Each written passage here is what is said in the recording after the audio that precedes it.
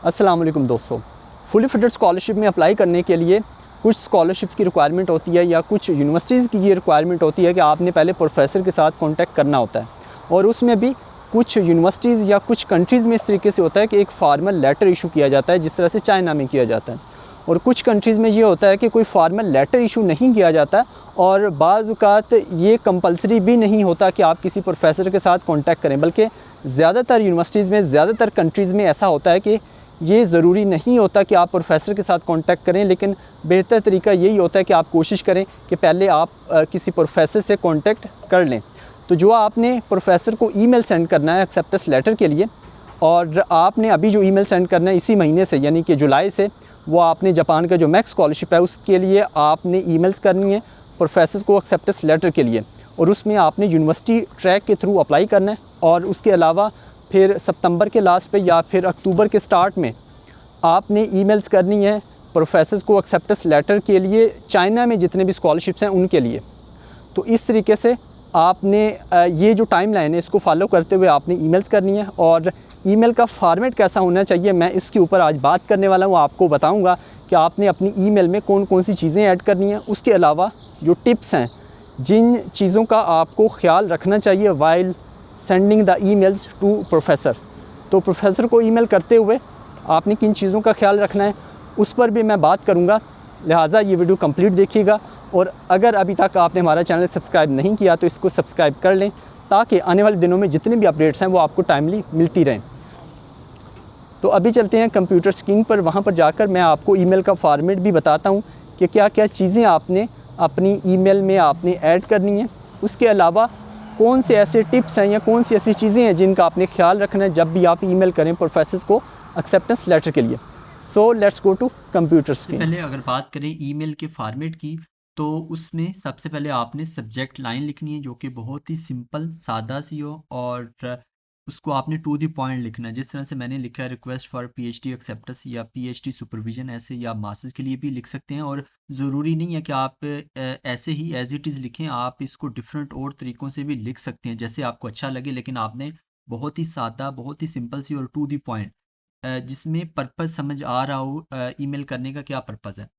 और उसके बाद ग्रीटिंग्स है जिसमें आपने डियर प्रोफेसर आगे साथ में प्रोफेसर का नाम लिखना है। उसके बाद आपने अपना इंट्रोडक्शन करवाना है, और ये जो 2 पॉइंट्स हैं ये आपने एक पैराग्राफ में लिखनी है, जिसमें आपका इंट्रोडक्शन है, आपका नाम, कंट्री का नाम, और करंटली आप क्या कर रहे हैं या आपने जो डिग्री की है वो आपने किस सब्जेक्ट में की है, ये आपने बताना है। और लास्ट में आपने reason for contacting the professor, यानी कि आप किस वजह से प्रोफेसर को ईमेल कर रहे हो, वो आपने एक एक लाइन में या एक सेंटेंस में आपने बता देना है कि क्या रीज़न है। रीज़न ये है कि आपको एक्सेप्टेंस लेटर चाहिए या आप जो है वो प्रोफेसर की सुपरविजन में मास्टर या पीएचडी करना चाहते हो, तो ये रीज़न है। और उसके बाद जो सेकंड पैराग्राफ होगा उसमें वाई दिस प्रोफेसर, और उसमें आपने प्रोफेसर के किसी एक लेटेस्ट रिसर्च पेपर का जो टाइटल है वो आपने ऐड करना है कि मैंने आपका ये वाला पेपर पढ़ा है। और उसके साथ फिर आपने उसको रिलेट करना है, लिंक करना है अपने रिसर्च इंटरेस्ट के साथ। तो इस तरीके से बेसिकली आपने स्टोरी बिल्ड करनी है।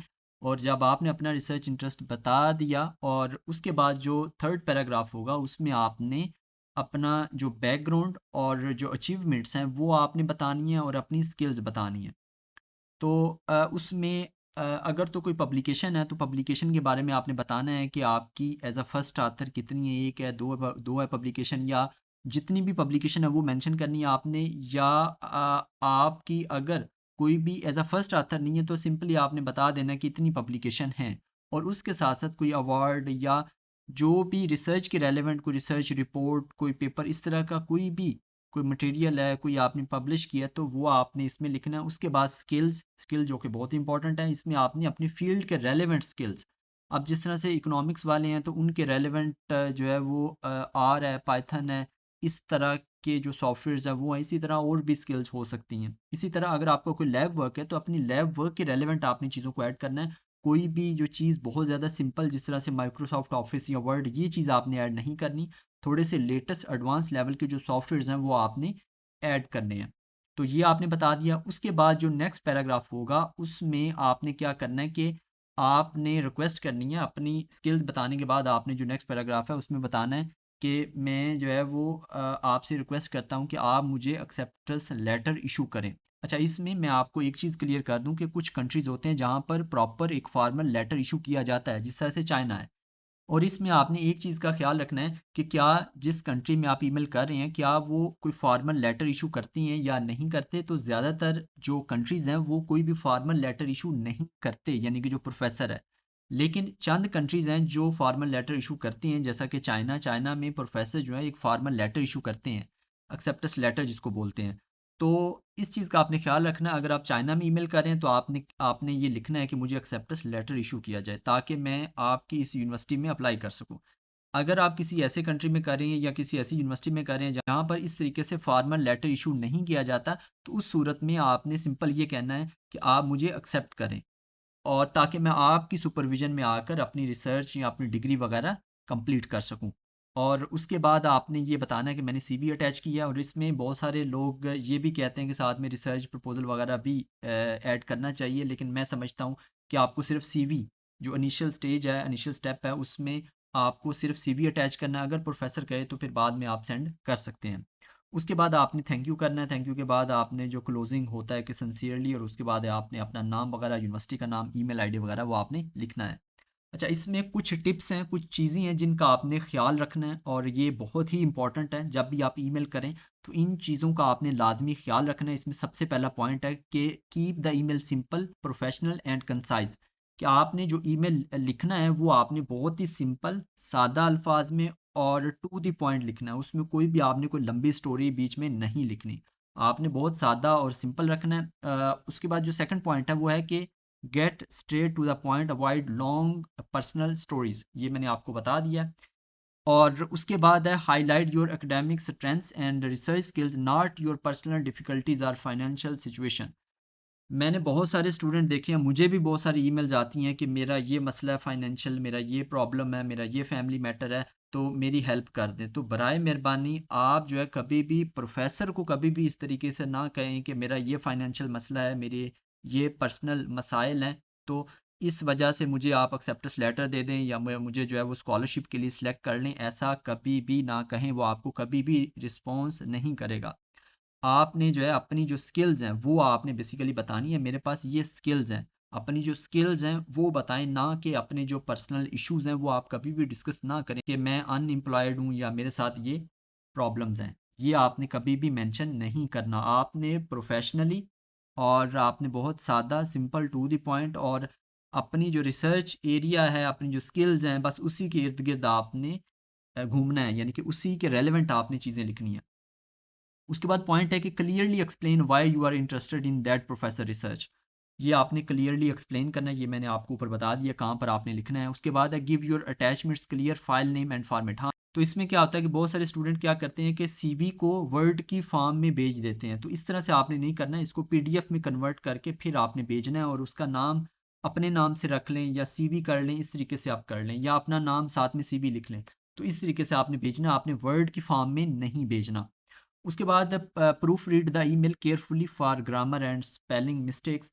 तो इसका भी आपने ख्याल रखना है। आप जब भी ईमेल लिखें तो उसको लाजमी चेक करें कि कहीं पर कोई स्पेलिंग मिस्टेक तो नहीं है, कहीं पर कोई ग्रामर मिस्टेक तो नहीं है। तो ये आपने लाजमी देखना है। उसके बाद है send the emails during the professor working hour. तो इसमें बेहतर ये होता है कि आप जिस भी कंट्री में ईमेल कर रहे हैं, तो जो सुबह का टाइम होता है जब ऑफिस स्टार्ट होता है, उस टाइम पर आप ईमेल करें। और इसमें जीमेल में ये भी होता है कि आप उसमें शेड्यूल कर सकते हैं, यानी कि आप किसी भी टाइम, किसी भी नेक्स्ट आने वाले दिनों में किसी भी टाइम पर आप शेड्यूल कर सकते हैं। तो आप उस कंट्री में उस टाइम ईमेल करें, मॉर्निंग के टाइम, ताकि जब प्रोफेसर सुबह सुबह आए तो वो अपनी ईमेल ओपन करे तो सबसे ऊपर ऊपर आपकी ईमेल हो। तो इस तरीके से आप कर सकते हैं। उसके बाद है कि if you receive no response send one polite follow up email after 4 to 5 days. तो 4-5 दिन बाद अगर आपको रिस्पॉन्ड नहीं आता, तो आप उसी जो आपने ऑलरेडी ईमेल की हुई है उसी के रिप्लाई में आप एक सॉफ्ट रिमाइंडर, वन लाइन का, वन सेंटेंस का, आप वो भी कर सकते हैं। और उसके बाद है do not send too many emails in a single day, specially from same new email account, as this can increase the chances of your email being flagged as spam और बैंड योर ईमेल आईडी।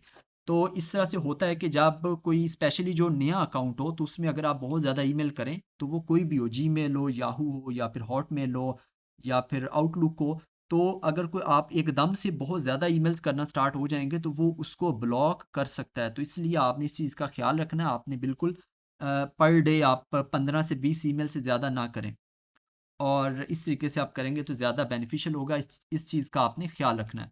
उसके बाद personalise every email, never send the exact same message to every professor. बिल्कुल, तो इसमें आपने हर professor के research interest के अकॉर्डिंग आपने चीज़ों को लिखना है, उसी के अकॉर्डिंग आपने सेंड करनी है चीज़ें। उसके बाद जो लास्ट पॉइंट है, be respectful and formal through out the email. तो बिल्कुल आपने जो है ना बहुत ही रिस्पेक्टफुली और बहुत ही फॉर्मली आपने ईमेल करना है प्रोफेसर्स को। उसमें कोई भी लंबी जो स्टोरीज होती हैं वो आपने नहीं लिखनी, बहुत ही to the point simple English में, कोई ज़्यादा मुश्किल वोकेबलरी यूज़ करने की ज़रूरत नहीं है। आपने बहुत ही सादा अल्फाज में सिंपल इंग्लिश के साथ आपने ईमेल करना है। तो ये कुछ पॉइंट्स हैं जिनका आपने ख्याल रखना है जब भी आप ईमेल सेंड करें।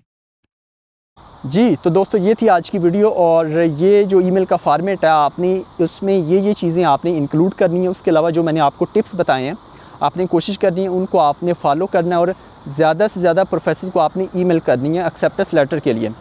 और चाइना और जो जापान है वहाँ पर जो रिस्पॉन्स रेट है वो बहुत ही कम होता है, तो उससे आपने बिल्कुल भी परेशान नहीं होना। आपने कोशिश करनी है कि आपने ज़्यादा से ज़्यादा प्रोफेसर को ईमेल करना है, और उम्मीद है कि आपको जल्द से जल्द एक्सेप्टेंस लेटर मिल जाएगा। और जो ही एक्सेप्टेंस लेटर मिले फिर उसके बाद आपने यूनिवर्सिटी की वेबसाइट पर जाकर देखना है कि क्या उसमें एडमिशन ओपन हुए हैं अभी या नहीं।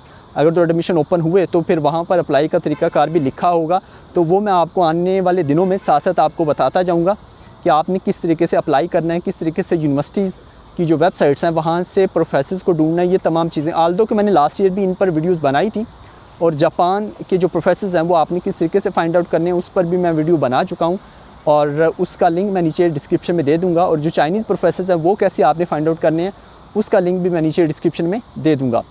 सो ये थी आज की वीडियो, मिलते हैं इंशाल्लाह नेक्स्ट वीडियो में। दुआ में लाज़मी याद रखिएगा। अल्लाह निगहबान।